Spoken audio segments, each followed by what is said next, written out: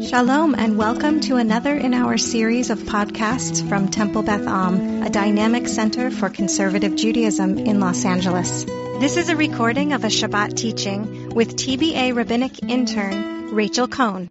I think this may be the last scheduled thing I have right now on the, they've extended some internship things I've been able to be involved with over the summer, and the new round of the rabbinic residents, I believe is the term they're using in the coming iteration of the program, are starting in August. So anyway, this time had me kind of reflecting on the past year with Beth Am, and I think nicely fits with this part of the Torah that we're reading, where Moshe is in his stretch in Deuteronomy, the book of Devarim, where he's looking back on the journey that they've been on. He's encouraging other people to look back on the journey they've been on. And so this piece that I picked out from Parshat Eikev today is ultimately, at least what was drawing me to it, about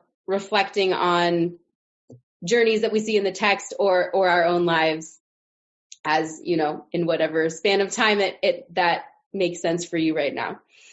So we're jumping in. If you have the sheet, great. If you don't, also great. We'll be in Deuteronomy chapter 8, verse 2. So I'll read this first line, and then we'll have questions and conversation interspersed. So Moshe is relating to the people, again, in this section, as he's, preparing to not enter the promised land and prepare them to go on and be a thriving people without them. This is in his many, many speeches and sections of advice. He says, remember the whole path that God has made you travel in the wilderness these past 40 years, that God might test you by hardships to learn what was in your hearts, whether you would keep God's commandments or not. So what I imagine is, part of what's going through Moshe's mind here is a lot of that past 40 years has not been easy. And it might be tempting for the people to sugarcoat, to overlook certain parts of it. And he's reminding them to remember the whole path, highs, lows, mediums, everything that they've been on together. So I'm just curious to hear from you what your natural inclinations tend to be. If you go on a road trip, a program, a conference, anything, you come back and people say, how was it? Do you tend to recount the highs, the lows, the everything? What's your usual style? I think we talk about the bad stuff. Mm-hmm. Lows. I have all I used to be a whitewater guide. I don't tell anybody about the successful whitewater trips I guided. I tell about the disasters, the boats I wrapped around trees, the people I pulled out of the water. That's what I describe. That's the way life works. Yeah. You don't talk about the good trips. You talk about the disaster trips. Even as you're mentioning it right now, I'm drawn in to say, oh, wow, that sounds adventurous. Tell me more. Yeah, so those are sometimes it's like person walks down the street and does random acts of kindness. That's not always what's making the headlines, in part because the kind of, the challenging stuff is sometimes what draws us in and what we remember too. Okay, other thoughts? This is Marizon. I'm a little different from Brent. Mm-hmm. When I come back from a trip, I tell people the good things. Mm-hmm. The fun things. And nowadays with the, with the internet, my family and friends, I send them pictures so they know where I'm going, and tell them so it's a little different. Right.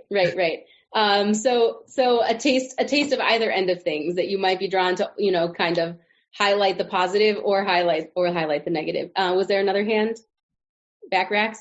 Yeah, back racks. I think I remember the good stuff, in the sense of you may not remember the bad stuff immediately, but you want to remember the good stuff, because that's life. And when you're looking back at stuff, that is part of the thing you look forward to, and thankful for having that. Thanks for having that opportunity to see or do whatever you needed to do. Yeah, absolutely. I think that those that's often what keeps us going. Like the remembering the beautiful parts and the highlights that, like sometimes the problems that come up on a trip, I'll try to think in 5 days, will this matter? In 5 weeks, will this matter? But like the good stuff does matter, like years down the road. So I imagine that if you picture Moshe as speaking to all of the Israelites, they had their own, mix of inclinations of the people who would have said, oh, like we left Egypt and it was so hot, we never had enough food, da, da, da, da. And then the other, other groups of people who would get to the promised land and, almost discount all of the hardships that they went through along the way. Oh, we got here. It's all good now. Oh, sweet. We have our own land. So when I see this line of saying, remember the whole path, I kind of picture him speaking to people on any part of that spectrum, saying it's all worthy of being solidified in our memory together. So any other thoughts or questions on that verse before we go to the next one? All right. So immediately after that, the next verse, Moshe goes on saying, God subjected you to the hardship of hunger and then gave you manna to eat, which neither you nor your fathers had ever known, was a new thing. No one knew what manna was before that. Okay. In order to teach you that a person does not live on bread alone, but that a person may live by all that comes from the mouth of God. So we'll unpack this metaphorically in a second, but just to kind of take this section of the verse at face value for a second, I see this as an extension kind of what was being said in the first verse on our sheet, saying a person doesn't live on bread alone, a person lives by all that comes from the mouth of God. So if you're only going to remember God giving you the manna, you're not going to remember the part where you're hungry, and kind of vice versa. If you only remembered you were hungry without the manna, that's not a full picture of the story either. So Moshe is saying, yes, a person lives on the bread that you're getting from God, but also by every word, law, any other part of the discourse that comes from God, which, includes, as we've seen, like sometimes God is happy with the people, sometimes God is not happy with the people, but this is Moshe making a plea to everybody to say all of that, all of your relationship with God on that journey is important to hold on to. So to now unpack this, because in this section we read about the importance of food and the blessings that Rabbi Kligfeld was speaking about. So there's a lot of different dimensions of eating food and how it nourishes us physically, spiritually, etc., that go into this portion. And one commentary along those lines that intrigued me is this little nugget of midrash I included at the bottom of the source sheet if you have it. And if you don't, I will read it out loud. It's part of a larger commentary on places where the word all comes up. And when it says all, what does it mean? Are you including this and this, good and bad, etc.? So this is kind of one piece riffing on this idea of what does it, when all comes up, because it's commenting on what we just read in chapter 8, verse 3, a person lives by all that comes from the mouth of God. Okay.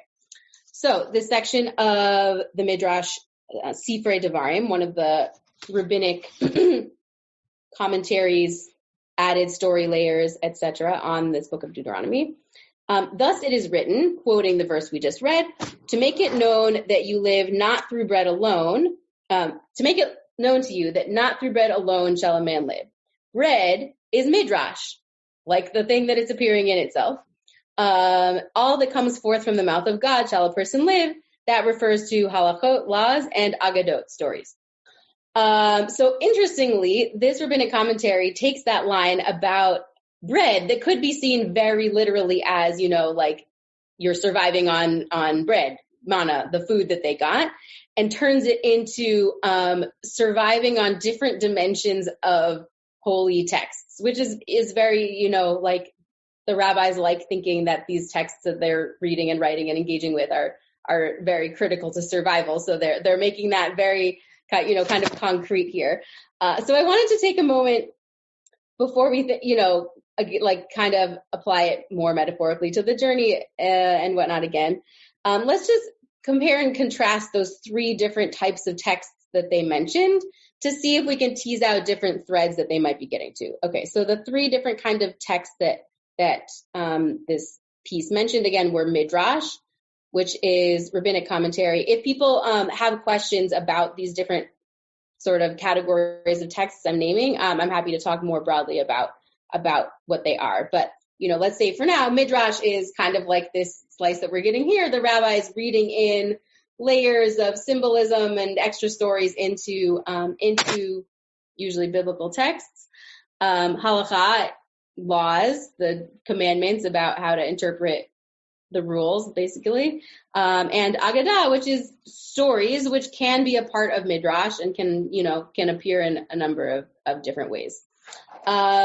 So if you're thinking about like the Jewish canon, do you see these as all functioning similarly? How do they add different pieces to our understanding of Judaism? Joanna? So I'll start with halachot and agadot and then go back to Midrash. So I think halachot leads us towards like a disciplined life, which I think there's merit to that sense of discipline, that sense of allegiance.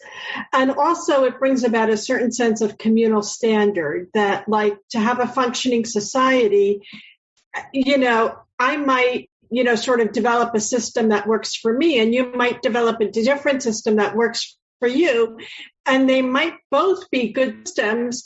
But in the same town, we can't have people both driving on the right side of the road and on the left side.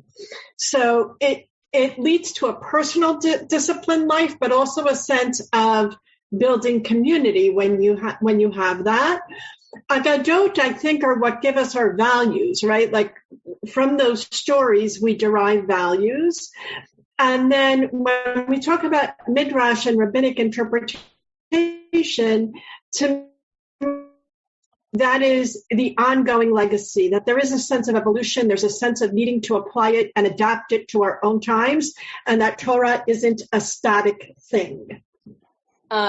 Beautiful. So many interesting layers. Out of curiosity, Joanna, if we're going to go back to kind of putting this mentality back onto the a person can't live on bread alone, and like bread being Midrash, like I'll open this to Joanna or anybody else. Like, it's interesting to me that bread, kind of the basic sustenance, that one they assign to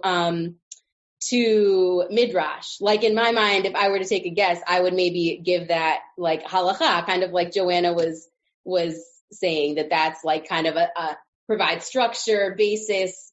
Anybody have another 2 cents about why Midrash was the one that they might be comparing to bread? Because I first of all, you're listening to the unwashed and uneducated here, but I would say that the Midrash and Agadot is what gives you the passion. Mm. Without that, the law is useless.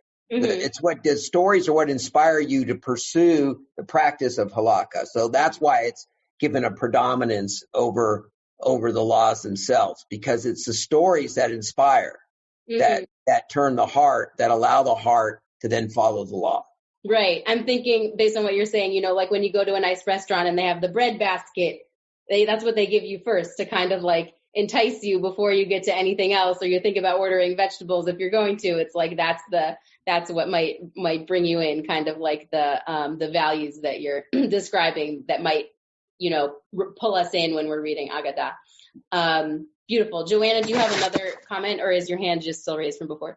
No, I can respond to that, but I see that Marlise is also raising her hand, okay. And she didn't have a chance to speak, so I'm happy to hear what Marlise has to say, and then if there's time, I'm happy to share another thought. Great. Okay, so let's go to Marlise. Okay. Oh, thank you. I guess I would guess the commentator believes that halakha and agadah are coming from the mouth of God more so than Midrash. Midrash is more of individual people's commentary or guessing or imagining about what's going on, even though they... So good point. If we're looking back to, you can't live on bread alone, you have to live from anything that comes from the mouth of God. It's almost like the bread was the easy part, the rest of what came from God is like maybe the harder stuff, some of like the halakha comparison. And I'm just kind of trying to looking at, I mean, at least from what the tradition says, it is, commandments are from God, and the stories in the Torah, I mean, the Torah is from God, and then Midrash is later. So right. So that was kind of my second follow-up question on the sheet, the like second sub bullet point, saying, are these even all words of God? Like they're commenting on a verse about everything coming from the mouth of God, but at least where I'm sitting, like Midrash is the uniquely rabbinic human like element that gets added in. So that's also that's intriguing to me that they're viewing it in that way. We can say it's divinely inspired, but I think even the rabbis will agree that that's some rabbis take on this text and that Midrash. So yes, very thank you for pointing that out. It's a fascinating element here too. Tybal? It's actually a question because not all teachers that I've had, but some teachers are careful to say that the full term is Midrash Halacha and Midrash Agadah, which means that Midrash isn't separate from either. I mean, I couldn't tell. Was it meant to be sometimes commentators do a word play on what the root is, but that didn't seem to work. So I just felt I wasn't understanding the distinction. Okay, so if I had a whiteboard, what I would do here is I'd put Midrash, Halacha, and Agadah, and underneath Midrash, I would make two branches, and within Midrash, there's two subcategories, which is Midrash Halacha, that's more, it adds interpretation and sometimes wordplay and puns. There's wordplay in like kind of all kinds of Midrash, but Midrash Halacha providing more commentary on kind of like either line by line how the text is going or the halachic implications for what comes out of it. And then Midrash Agadah is more of the straight up adding layers of stories. But separate from the genre of Midrash altogether is, just halachic works that say, how do when do I light my candles on Friday night? This is when you would do it and how you would do it. And Agadah can sometimes refer to the stories that appear in Midrash, but could also more broadly be interpreted as stories that themselves, like the creation story, you could say is a story, that kind of thing. Does that answer your question at all? Yes. Okay. Awesome. Great clarification point. Okay, let's, Joanna, I'm going to add kind of a maybe closing piece and then open it up for whatever else is on people's mind. Is that cool? All right. So, we've named these different aspects of each of these three kinds of texts. The point, again, that they're getting back to is a person can't live on whatever item or category of text alone, but lives by all that comes from the mouth of God. So my closing question for you is kind of, how do any of these different threads of Judaism, how can they help people live? And of these three kinds of things we've named, what for you is personally sustaining? If you're imagining Judaism to be, maybe not as literally as the manna, but something that we've seen even in this challenging year has kept people going. So I'm curious to hear from you how, in general, any of these categories you might think might keep people sustained, or to share personally, if any of those three categories is what really speaks to you. I mean, if no one else has anything to share on that, I will say that for me, when I think about, living through this pandemic, I really think it's rabbinic innovation that has gotten us through, the flexibility of our rabbis and leaders to say that we have to adapt Judaism to a reality that we have never experienced before, and there has to be some flexibility, innovation, creativity in how we go about doing that. Mm-hmm. And, interestingly, when you were sharing before, it almost sounded like you were making a case for halacha being unifying, and now you're also kind of pointing out the ways that that changes, within the halachic system, in at least the conservative movement's case, also has been what's like kept people going. So that, it's interesting. What I hear kind of from your sharing both of those pieces is at different times and in different ways, different aspects of these components have been what's essential to keep us going. So what I was going to draw before, and it's all the more relevant now, an analogy to a house where I see halakha and agadah as the foundation, and then midrash and the rabbinic interpretation is the house that's built upon it. So on the one hand, you can have a house without a foundation, but on the other hand, if you only build a foundation and not a house on top of that, you also don't have anything. Beautiful. I love that imagery. Anybody else want to say how you see it, how it makes sense to you? Marlies?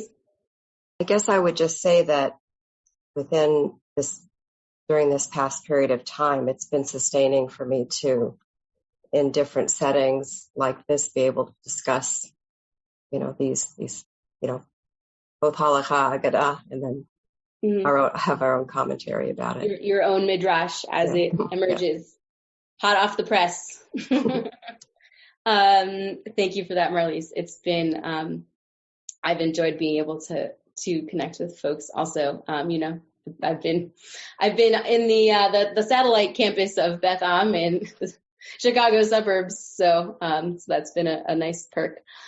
So I'll just leave you again with, the words we started with, to remember the whole path and to remember these, not living on bread alone, living by all that comes from the mouth of God, that there's so many different strands of what those holy words, sacred communities, that can mean so many different things for so many people. And we have a lot of different tools in our Jewish toolbox that I hope we will all continue to draw on to build, that the house that Joanna described and the totality of a Jewish experience that works for us, and brings some of that wholeness, the whole path, that we're trying to hold on to in our collective memory. You have been listening to another in our series of podcasts from Temple Beth Am, a dynamic center for conservative Judaism in Los Angeles.